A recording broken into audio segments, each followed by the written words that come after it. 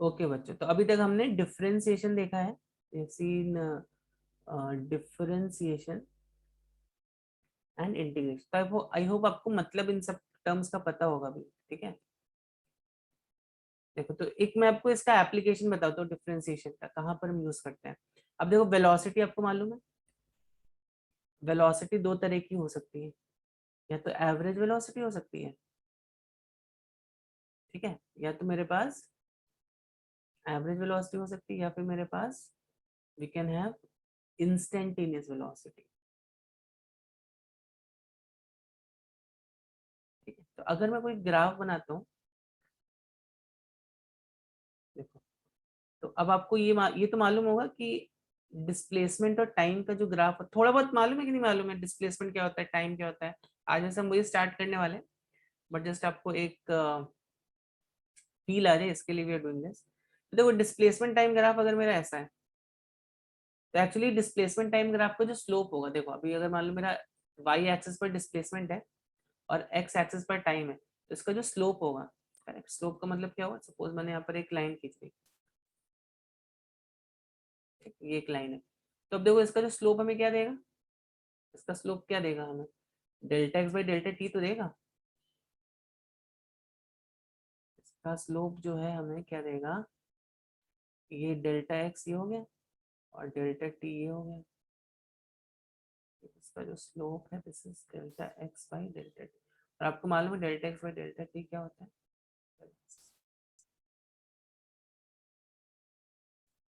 ठीक है, ठीक है ना। चलो, तो अब देखो, जब मैं एवरेज वेलोसिटी की बात करता हूँ, तो what is actually average velocity, average velocity क्या होता है, total displacement upon total time, ठीक है ना, total displacement upon total time, ये होता है एवरेज वेलोसिटी। मैं इसको और डिटेल में बताऊंगा जब हम इसको व्हेन वी सी इट, तब हो सकता है हम एक बार फिर से इस पॉइंट को ले लेंगे, total displacement upon total time. और इंस्टेंटेनियस क्या होता है, मालूम है किसी को इंस्टेंटेनियस क्या होता है, यस एनीवन, ओके। तो इंस्टेंटेनियस वेलोसिटी, तो यहाँ पर देखो इसको हम delta x by delta T लिख सकते हैं, ठीक है। लेकिन इंस्टेंटेनियस वेलोसिटी जब हम निकालते हैं, यहाँ पे मेरा ये हो जाता है, लिमिट ऑफ डेल्टा टी बहुत छोटा हो गया, एक दो सेकंड के लिए जो वेलोसिटी, करेक्ट, एक दो सेकंड के लिए जो वेलोसिटी हुई होगी उसको हम बोलते हैं इंस्टेंटेनियस। मतलब just try to understand, delta T is very very small. जैसे सपोज आप मुंबई से या पुणे से मुंबई जा रहे हो, ठीक है, पुणे से मुंबई जा रहे हो, तो आप पुणे से मुंबई जब तुम गए बच्चों, पुणे से मुंबई जब तुम गए, तो तुम्हारा जो ये डिस्टेंस था ये था 150 किलोमीटर, ठीक है, में टाइम लगा 3 घंटे, ठीक है, बीच में तुम रुके भी, you know, for some snacks and all that कर, तो तुम्हें टोटल टाइम लगा 3 घंटे। तुम्हारी एवरेज स्पीड कितनी हो जाएगी, एवरेज स्पीड हो जाएगी 150 upon 3 which is 50 kilometre per hour, ठीक है। तुम्हारी एवरेज स्पीड कितनी होगी, 50 किलोमीटर पर आवर, ठीक है, ठीक है, करेक्ट। लेकिन अब बताओ, जब तुम स्पीडोमीटर देख रहे थे, तो क्या तुम्हें स्पीड 50 किलोमीटर पर आवर हमेशा थी, जब तुमने अपने स्पीडोमीटर देखा गाड़ी का, तो जरूरी नहीं है तुम्हारी स्पीड 50 किलोमीटर हमेशा 50 किलोमीटर ही रही होगी, जब तुम रुके तब जीरो थी, करेक्ट। जब हो सकता है जब तुम एक्सप्रेस वे पे जा रहे थे तो तुम्हारी स्पीड, यू नो, इट में बी 80, इट में बी 90, इट में बी 120, फिर जाम की वजह से तुम बहुत लेट हो गए, करेक्ट। तो पॉइंट ये है कि इंस्टेंटेनियस वेलोसिटी के छोटे टाइम इंटरवल के लिए हम देखते हैं। तो अगर हम मुझे यहाँ पे एवरेज वेलोसिटी निकालना होगा, एवरेज वेलोसिटी के लिए I will take these 2 points, correct. मतलब सपोज अब मैं इन 2 पॉइंट में यहाँ पर ये समझो था मेरा 10 मीटर यहाँ था, और ये था मेरा समझो 80 मीटर, ये टाइम था मान लो यहाँ पर 10 सेकेंड, ठीक है, 10 सेकेंड का टाइम था। तो यहाँ पर एवरेज वेलोसिटी कितनी हो जाएगी इसकी, एवरेज वेलोसिटी हो जाएगी 80 minus 10 upon 10 which is 7 metre per second, लेकिन जब हम इंस्टेंटेनियस वेलोसिटी की बात करते हैं तो यहाँ पर इंस्टेंटेनियस वेलोसिटी कुछ और होगी, यहाँ पर इस पॉइंट पे इंस्टेंटेनियस वेलोसिटी कुछ और होगी, इस पॉइंट पे कुछ और होगी, इस पॉइंट पे कुछ और, इस पॉइंट, ऐसा ऐसा चलता रहेगा। ठीक है, तो पॉइंट है जब ये और ये वाला, मतलब टाइम इंटरवल बहुत ही छोटा है हमारा, time interval is very very small, तब यहाँ पर जो वेलोसिटी आती है उसको हम बोलते हैं इंस्टेंटेनियस वेलोसिटी। समझ रहे हो, यहाँ पर तब ये जो वेलोसिटी आएगी and that is instantaneous velocity. समझ रहे हो, समझ रहे हो ना, यहाँ पर फॉर वेरी स्मॉल टाइम, तो यहाँ पर हो सकता है आपकी instantaneous velocity, it could be, you know, it could be 10 also हो सकती है, यहाँ पे 10 हो सकता है, यहाँ पर आपकी यहाँ पे बढ़ जाएगी, अभी यहाँ पे हो सकता है 12 हो जाए, करेक्ट, हो सकता है यहाँ पे 5 ही हो तुम्हारी, इस पॉइंट पे 5 हो सकता है, इस पॉइंट पे 6 ही हो सकता है इस पॉइंट पे 8 हो, इस पॉइंट पे 9 हो जाए, इस पॉइंट पे 10 हो जाए। तो हम जब बहुत छोटे इंटरवल के लिए देखते हैं तो उस वेलोसिटी को हम इंस्टेंटेनियस वेलोसिटी बोलते हैं।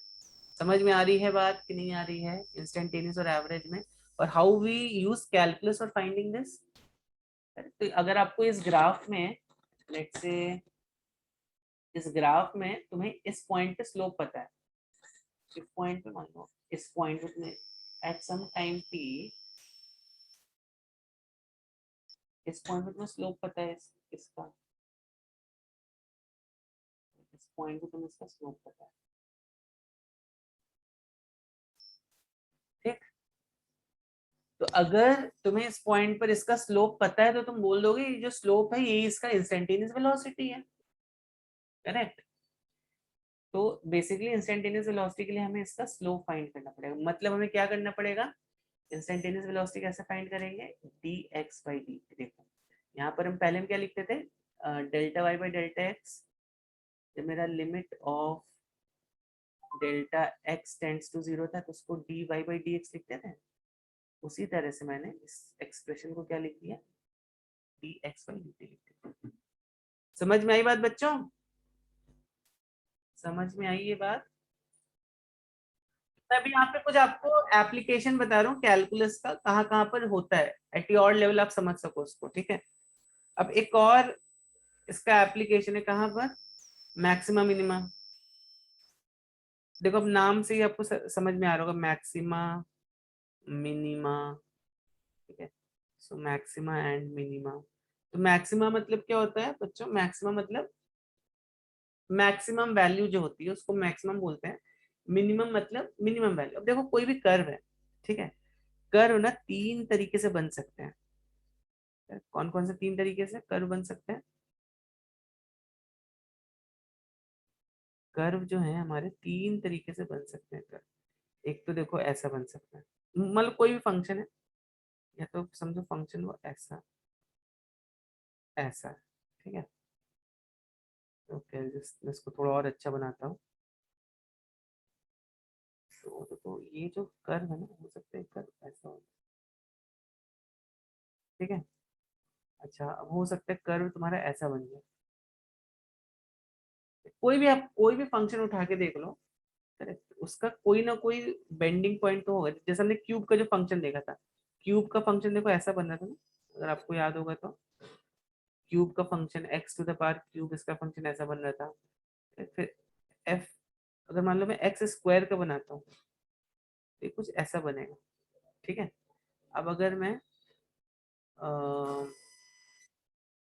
अगर माइनस एक्स स्क्वायर का बनाता हूँ तो ऐसा फंक्शन बनेगा, करेक्ट। तो इसी कुछ ना कुछ करके हमारा जो शेप रहेगा वो ऐसा आएगा, या फिर कभी कभी कुछ फंक्शंस होते हैं वो हमें ऐसे भी मिल सकते हैं, या कुछ फंक्शन हमें ऐसा भी मिल सकता है।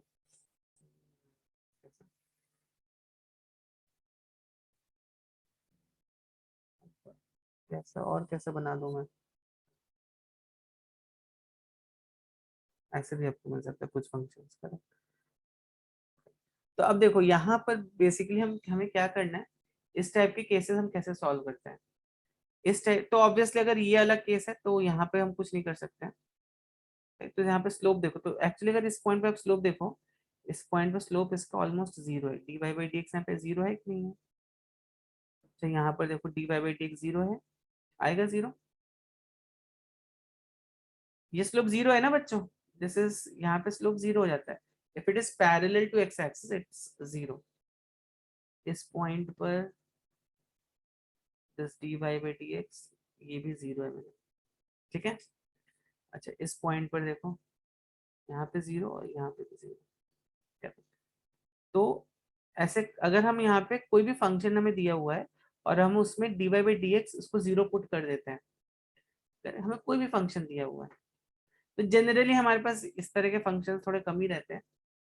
बट अगर मेरे पास इस तरह के फंक्शन है, इस तरह का, इस तरह का, इस तरह का, इस तरह का, तो what we can conclude is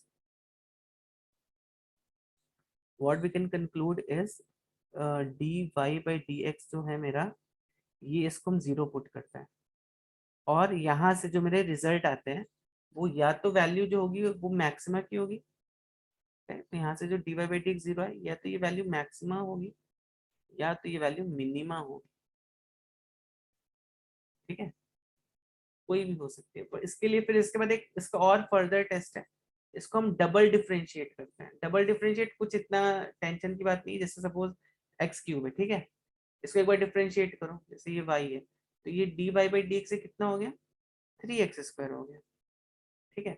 अब इसको एक बार फिर से डिफरेंशिएट कर दो, करेक्ट, तो मतलब d by d x of d y by d x, ये कितना हो जाएगा, फिर से जब एक बार डिफरेंशिएट कर दोगे तो हो जाएगा ये 6x। तो इसको हम कैसे लिखते हैं, d two y by d x square. तो ये टर्म देके घबराना मत, क्या स्क्वायर स्क्वायर लिख दिया, तो ये लिखने का तरीका इसका ऐसा है।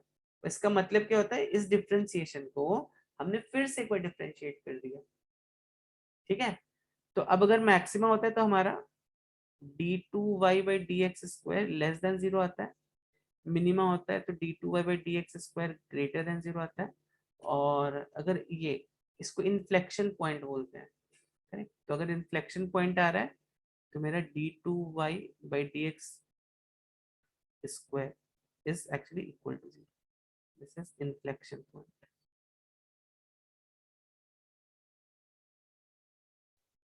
ठीक है। समझ में आई बात? तो देखो ये कितना अच्छा एप्लीकेशन है, यहाँ पे आपको दिख रहा है कि जस्ट हमने d y by d x को जीरो पुट कर दिया, तो हमें ये पता चल गया कि फंक्शन में हमें मैक्सिमम वैल्यू मिलेगी या मिनिमम वैल्यू मिलेगी। उसके बाद का ऑब्वियसली दिस अनदर टेस्ट कि वो मैक्सिमम है या मिनिमम है। बट एटलीस्ट आपको देखो, आपको ये वाले पॉइंट कभी नहीं मिलते फिजिक्स में most of the time, 99% time आपको ये वाला पॉइंट कभी नहीं मिलेगा फिजिक्स में, आपको हमेशा मैक्सिमा या मिनिमा के ही केसेस मिलेंगे, ठीक है। और बस सिंपली आप d y by d x equal to zero put कर दो, आपको पता चल जाएगा वो फंक्शन मैक्सिमा है मिनिमा है, करेक्ट। तो ये देखो कितना अच्छा एप्लीकेशन हो गया इसका, ठीक है ना, very good application of maxima and minima. समझ रहे हो कि नहीं समझ रहे हो बच्चों, ठीक है। तो